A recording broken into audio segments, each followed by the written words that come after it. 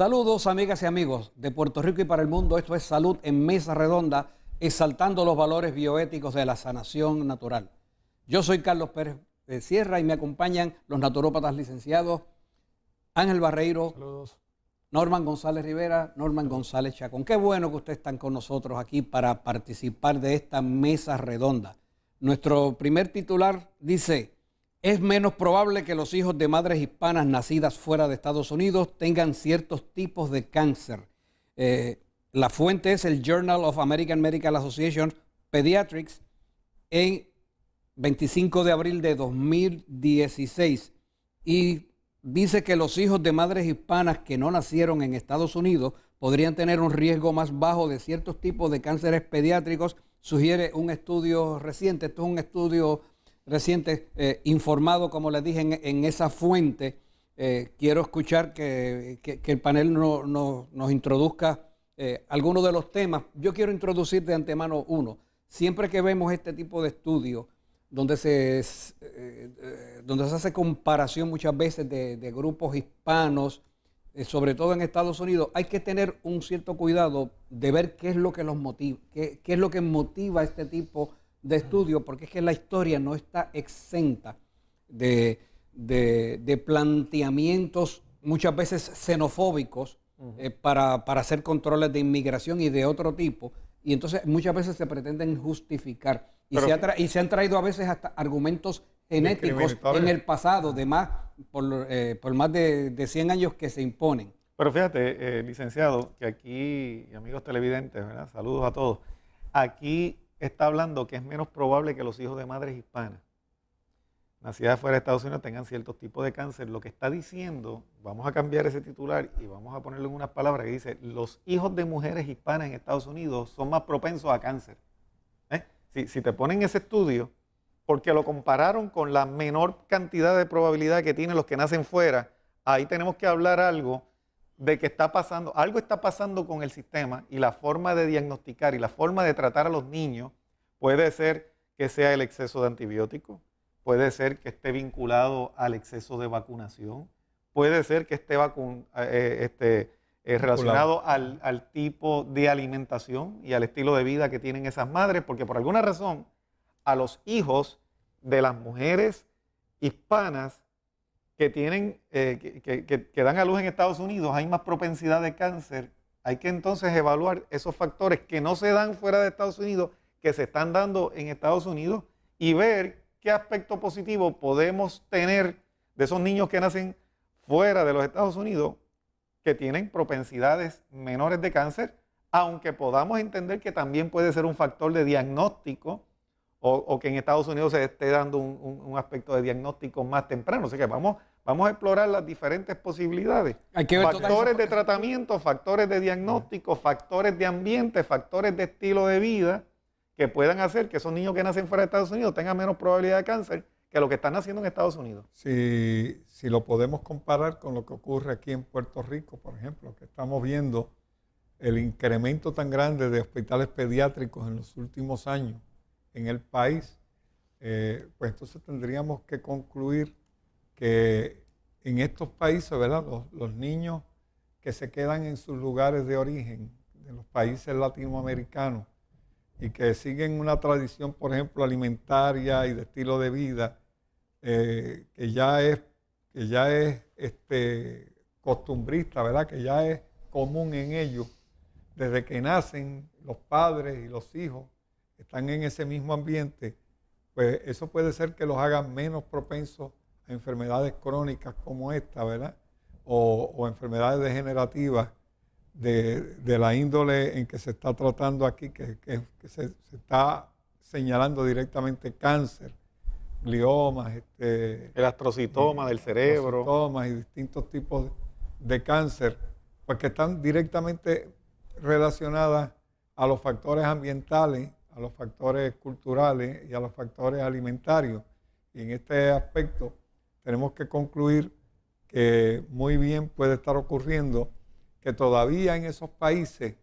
como puede ocurrir, pudiéramos decir, como puede ocurrir en los campos de Puerto Rico, que hay menos probabilidad de cáncer que en las grandes ciudades,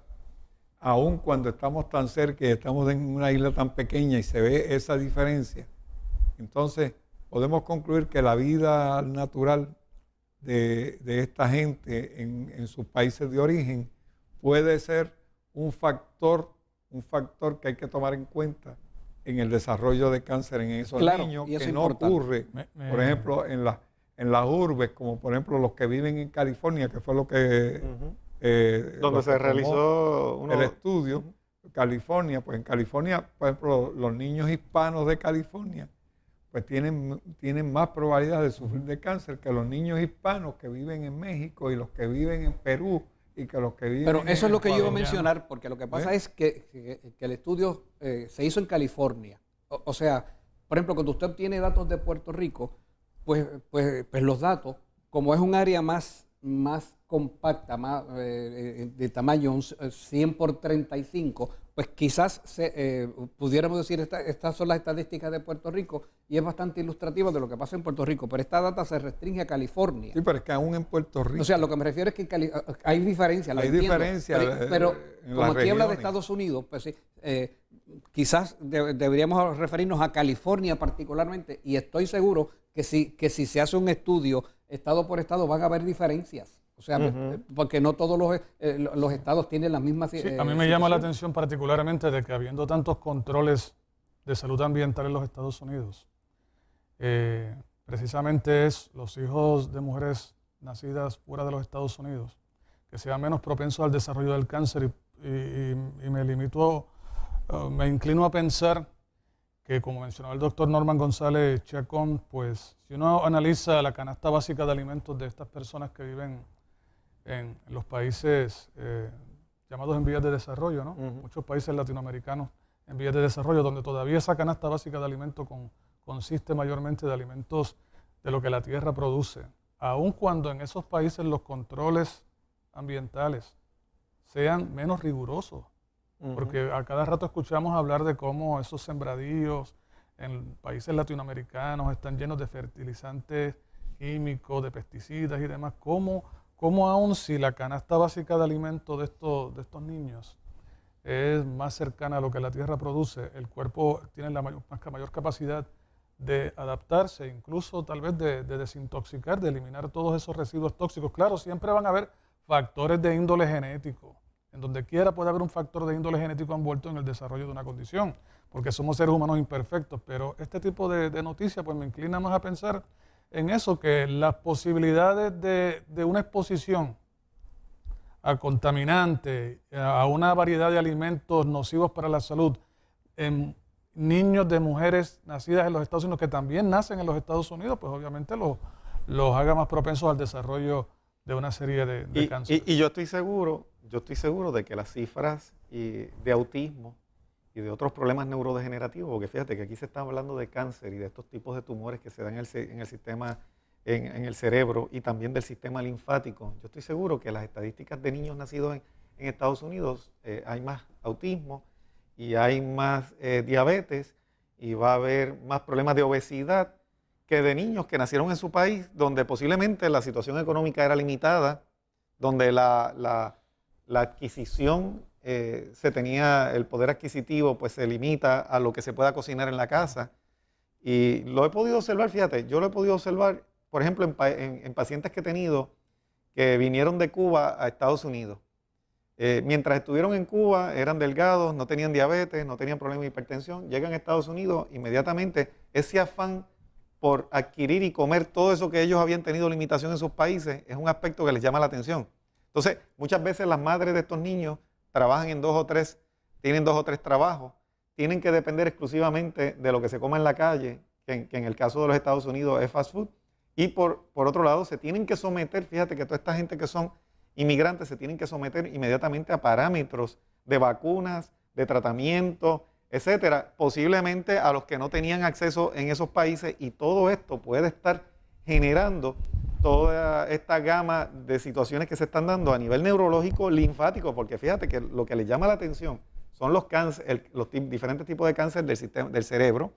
y el cáncer del sistema linfático, que inmediatamente pues se está viendo ese tipo de relación que si lo traspolamos a otros problemas degenerativos, como mencioné, de obesidad, de diabetes, de infecciones recurrentes. Posiblemente, fíjate, posiblemente, si lo viéramos desde el punto de vista de otros tipos de infecciones que son concurrentes en esos sitios de gastrointestinales y que si posiblemente tengan menos incidencia ya en Estados Unidos que lo que tuvieron en esos países. Pero en cuanto a la invasión, el bombardeo bioquímico a través de la alimentación, a través de vacunas, a través de antibióticos y de la pobre calidad de alimentos que están adquiriendo, obviamente pues estos niños no están compensados, su DNA no está ajustado a esos cambios a los que se exponen los padres, se exponen los niños al haber ese cambio, que es un cambio no es solamente socioeconómico, sino también es cultural. Hay aspectos también de adaptación social que tienen que ver. Muchas veces estos niños que se desarrollan en Estados Unidos y se crían en Estados Unidos se están criando quizás con la falta de algún padre, no tienen los abuelos, y todos estos factores emocionales que también pueden estar afectando a estos niños también tenemos que tomarlos en consideración. Claro, pero el factor antibiótico también es influyente, porque fíjate que dice que en cuanto a la leucemia es la misma cantidad, el mismo %, aproximadamente, de los niños que sufren leucemia en ambos extremos del estudio. O sea, que con estar, por ejemplo, en los Estados Unidos o estar en su país de origen, no hubo cambios en las leucemias porque ya los antibióticos han invadido prácticamente todos estos países y todos estos lugares. Incluyendo muchos que han sido descartados acá en Estados Unidos. La leucemia viene más bien como consecuencia del uso continuo de antibióticos. Tal vez precisamente por lo que mencionaba Norman González Rivera, que muchos de estos países, debido a condiciones de higiene y demás, pues son más propensos al desarrollo, a la infección viral. Y usted sabe que muchos de estos antibióticos, a pesar de que tal vez no tengan una aplicación directa para casos virales, los utilizan en exceso. Y prácticamente no hay una condición viral para la cual no se receta un antibiótico, aunque no hay una relación directa entre una cosa con la otra. Pero fíjate, aunque no están siendo específicos, fíjate que en la lámina 4, señor director, dice ahí los motivos de las distintas tasas de ciertos tipos de cáncer entre niños hispanos y los blancos podría incluir, número 1, la genética, pero la genética va a ser la misma en Centro Suramérica, en el Caribe, que en Estados Unidos, porque la genética no va a cambiar. Las infecciones a principio de vida, que puede ser que haya, como dije, puede ser que haya mejor control de infecciones en los niños en Estados Unidos. Los factores de estilo de vida, ahí es donde venimos a la parte importante. Y las exposiciones ambientales son parte de eso que está sugiriendo el equipo de trabajo, que pueden estar haciendo que estos niños de madres que viven en Estados Unidos, pues sean más vulnerables al cáncer que cuando vivían en sus respectivos Aunque usted países. mencionó que la genética no va a cambiar, lo da como un factor común y probablemente tendamos a estar de acuerdo en eso, pero ha habido un debate en los últimos 100 o 150 años de esta genética proveniente precisamente entre esas latitudes, de establecer unas razas superiores y otras inferiores y demás, y condiciones, y esto ha traído mucha polémica en términos de la salud pública, en términos, bueno, la historia está llena, y la historia reciente del siglo XX para acá está llena de ejemplos donde se utilizó el argumento de la genética para establecer razas o nacionalidades superiores o inferiores. Así que con eso en mente, esta información la pueden conseguir en el Journal of Pediatrics, abril 25, 2016. Queremos pasar otras informaciones. ¿Tienen algún comentario adicional? Bueno, lo que pasa es que no se puede determinar una genética más pura que otra, porque si lo fuéramos a hacer, entonces los peruanos y los brasileños y todas esas tribus que están prácticamente aisladas casi en su etapa primitiva, que están son todos de tipo O negativo, y es la gente que más sangre de tipo O negativo tiene en el mundo. Tendríamos que decir que aquellas razas son superiores, o más puras por lo menos. Sí, en España, en las provincias vascas y en esta parte de Centro y Suramérica, es donde está la sangre más pura de todos los seres humanos de la Tierra. Imagínate, entonces, ¿cómo podríamos traer una genética de esa naturaleza a los Estados Unidos y decir si es la genética o no es la genética? Tienen que haber factores externos, ellos lo saben, pero fíjate que los están soslayando. Claro. Amigas y amigos, sea usted parte de nuestra mesa redonda, comparta esta información y llegue a sus propias conclusiones. Regresamos después de esta pausa.